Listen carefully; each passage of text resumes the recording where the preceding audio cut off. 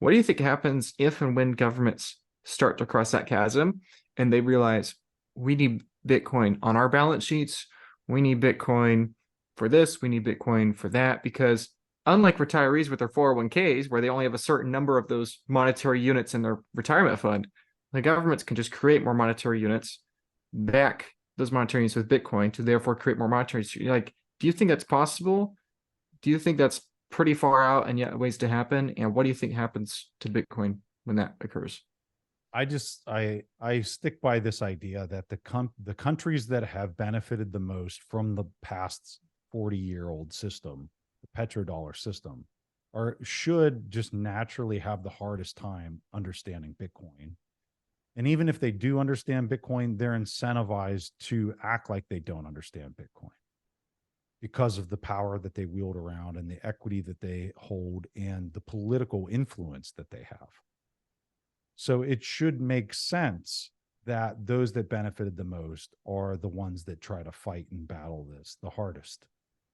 The ones that have been the countries that have been the victims of dollar dominance, petrodollar system should be the ones that embrace this and see it for what it is the quickest. And they benefit the most from it. So to say U.S. centric opinion or to say a Germany opinion or whatever is kind of futile in my opinion, simply because in a lot of these countries, the political, the people that are kind of wielding the power around is changed out so frequently that it's a little difficult for me to, like, in a year and a half from now, we're going to have a different president. And like in one spectrum, you could have RFK, who's very pro Bitcoin, that could come in with a whole new site picture and policy standpoint that would attract a lot of Bitcoin businesses into the country. Or you could have more of the same, which I would tell you has been very policy wise threatening to anybody, especially this new FinCEN proposal that's coming out is very threatening to any business that would be standing up a business here in the US. So that can change, and you can have one-off scenarios that would prove the overarching thesis of the ones that benefited the most are going to be the ones that fight it the hardest. You're going to have one-offs that don't necessarily kind of substantiate that thesis. And it really kind of comes down to the political leader that's elected, their actual influence for implementing change, what type of, like the Congress, like they could, if you get a president that's like RFK, that maybe the reaction shortly after there, 2 years later in Congress would be that it would be filled with people that would be battling against that and trying to keep the status quo. So I'm not giving you a solid answer, but I'm giving you, I guess, a framework for like how to think through how this will naturally evolve. Yeah, I think oftentimes those are the better answers, right? Oftentimes I think it's harder to predict the thing, and it's easier to predict the feedback loop that leads to the thing, right? So in regards to those feedback loops, obviously, I don't know how much you get into it, but you have a background in the military sector and all that, and you've seen that world up close. When you look at Bitcoin and the feedback loop that occurs from that, you talked about before about how we can finance wars, taking prosperity gains from the future, spending them today to, fight with guns and bullets. When you look at the future and you try to think of Bitcoin in the future, do you think credit markets and do you think wars exist in that Bitcoin future? Or if they still exist, and what ways do both of those things change? So the government controlling the economy and the cost of capital / credit markets, and the government controlling the guns and the tanks and the bullets. Well, what ways do you see those things changing in a mass adopted Bitcoin world? I think that, okay, so yeah, if you're on the other side of this and Bitcoin is fully adopted, it's pretty much the only thing people will accept for payment.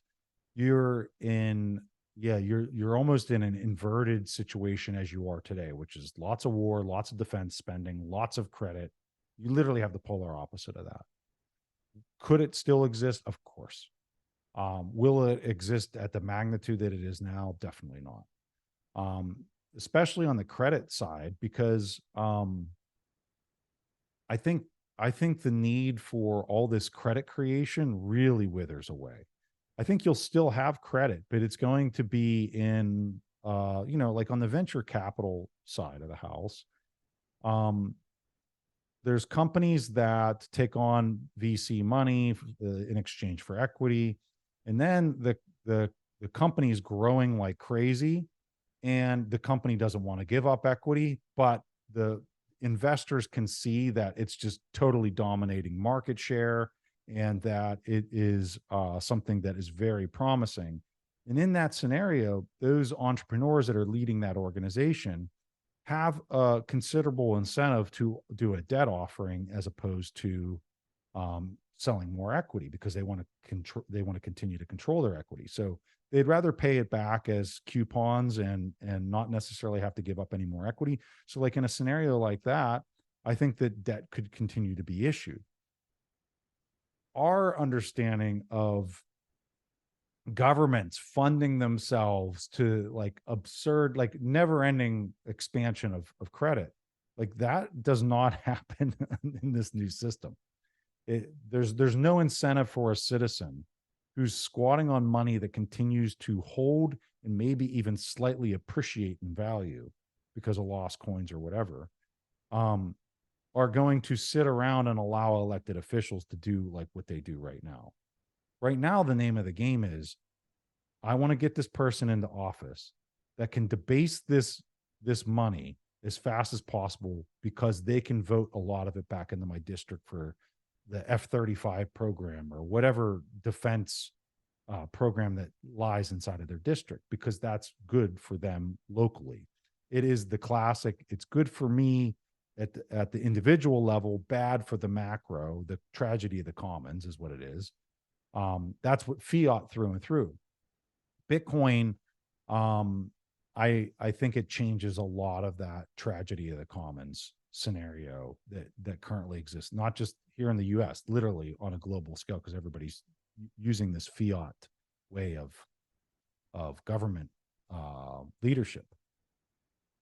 So yeah, I think it changes. Now in the interim from now till then, I think that you could actually see conflict and everything else maybe even escalate further, than probably escalate even further here in the coming 5 to 10 years. Yeah. Well, again, 130% debt GDP, Yeah. hyperinflation and war, right? So probably some of those will not tilt to the hyperinflation side, but some of the war side, Well, unfortunately. and on the hyperinflation side, like just like to clear up terminology, like Yeah. in Bitcoin terms, we've been experiencing hyperinflation since the beginning. Like my unit of account is Bitcoin. Hmm. Like when I view my net worth, it's in Bitcoin terms, and it has been for quite a while. And so like for me personally, I've been experiencing hyperinflation ever since I became a Bitcoiner. And Wow. so is everybody else. Like Hmm. they just don't know it yet. But hyperinflation is happening. It's happening if you're using Bitcoin as your unit of account. And another, like prices just keep going down for me because I value everything in Bitcoin. Like when I go to the grocery store, the prices are cheaper now than they were 3 years ago or 4 Yeah. years ago or whatever. Like the prices just keep going down. Now, there's quite a bit of volatility in this, but for like the time frame that I've been in Bitcoin, like my God, it's a little crazy to think in 2025 it's going to be a decade. But like when I look at that, like the prices just keep going down. Life's pretty dang good. And hyperinflation is happening, but you know, as long as you store any type of retained savings in Bitcoin, like you should be good. I think the problem that maybe a lot of people have, they don't have any disposable income. So like they can't save in Bitcoin. And so they're much more prone to the experience of this hyperinflation. You know, if you're Yeah. if you're comparing hyperinflation to like the dollar, and like you're, let's say, okay, well, let's compare it to the euro. Well, the dollar isn't really changing that much compared to the euro. That's because the euro is hyperinflating, just like the dollar, just like every other yen, yuan, you name the currency. They're all hyperinflating against Bitcoin. Every one of Hmm. them. Yeah. That's a fascinating way to put it. I've not really thought of that before. I've thought about how Bitcoin supply was inflating at a dramatic rate, back in 2009, 10, 11, 12, the first halving or cycle or two, supply was dramatic. But as far as what you're describing about how in political currency hyperinflations, prices just go up faster and faster and faster, meaning their money's withering away faster and faster. It's like the world which we're in now is these financialized assets are depreciating at that hyperinflationary rate with Bitcoin being flat. It's like this that's just such an interesting thought of inverting that hyperinflation. You're right that we're already living in it and we're experiencing that now. It's just most people They're not looking at don't. that as their unit of account. Yeah. No, Yeah, they're and not looking. Mhm. and if you're looking at like what that compound annual growth rate, the CAGR of it is, I would strongly encourage, I tell people, if you're holding Bitcoin for less than 4 years, you might as well treat it as a speculation.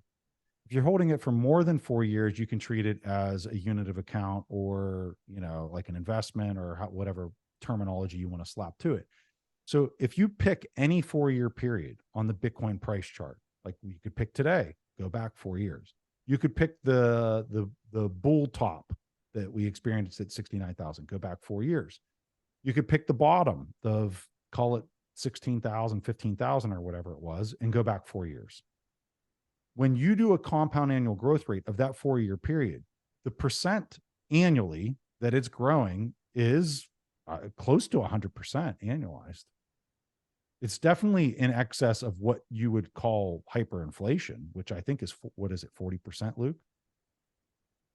It's 50%, I think, is the official, Yeah. but So it's a little silly to me because it's the continental dollar, for example, the United States, or the Confederate dollar, also the United States, or during the war, obviously, but both of those were not officially quote unquote hyperinflation because they were at the high 40s, right? So to me, the official number is 50%, but I think of it more like a gradation, right? It's not like but you're magically at there. 50%. You're Yeah, definitely over 50% with Bitcoin on any 4 year period of time you can pluck off the chart. You're exceeding 50% annualized. yeah, Right. yeah, So, and like any Bitcoin I buy, I'm buying it to hold it in excess of 4 years. I can tell you that. And yeah. so, yeah, for me, I'm just like, I look at it like hyperinflation's happening. It's happening in Bitcoin terms. The rest of the world's going to come to that realization because this train's not letting up. Like my expectations for 2024, by the end of 2024, is I think it's going to be nuts as to like what it does in terms of fiat currency. Bitcoin is incredible and it's incredibly important, which is why it means a lot that you're watching this video and you're taking the time. I do this because I believe it is a really, really important innovation that we've discovered a way to not have a single point of failure at global base layer money. See, fiat money, political currency units, and gold, all other forms of money up to this point in history have had a single point of failure. This has been the largest monetary problem in human history for the last 4,000 years. And now we have Bitcoin, and Bitcoin solves that single point of failure problem. And now, therefore, we have a new single point of failure problem, and that is how do we custody and store that Bitcoin properly for the long term in a safe and secure way that brings peace of mind. That's why I work at the Bitcoin Advisor. If you were to be hit by a bus, does your spouse, do your kids, do your loved ones and beneficiaries know how to access your Bitcoin? Do you have a proper self-custody storage method to where there is no single point of failure? Not from yourself, not from your seed device, not from where your seed phrase is stored. Have you considered these questions? Have you gotten your UTXOs managed? Do you have jurisdictional arbitrage? Have you considered all the trust, taxes, and estate planning requirements that are associated with becoming a high net worth person? Because if you are buying Bitcoin right now, you are going to become a high net worth person. Are you prepared for the amount of Bitcoin you have to skyrocket in value 2x, 5x, 10x, or 100x eventually? That's the time horizon you should have. And so you need to be preparing today for that future. How are you going to custody your Bitcoin? How are you going to leave that Bitcoin for your future generations? Because after all, that's what we do this for, right? You're buying Bitcoin for your kids. You're buying it for your grandkids. And so I highly recommend you start thinking in those long-term time periods now, because companies are coming, charities are coming, high net worth individuals are coming, and all of them are going to realize that having an allocation to a multi-sig collateral custody vault is going to be something that is of serious consideration for them. So once you understand Bitcoin is a beautiful innovation for not having a single point of failure at the base layer currency, now you have to start seriously considering, how do I have my custody stored where there is no single point of failure?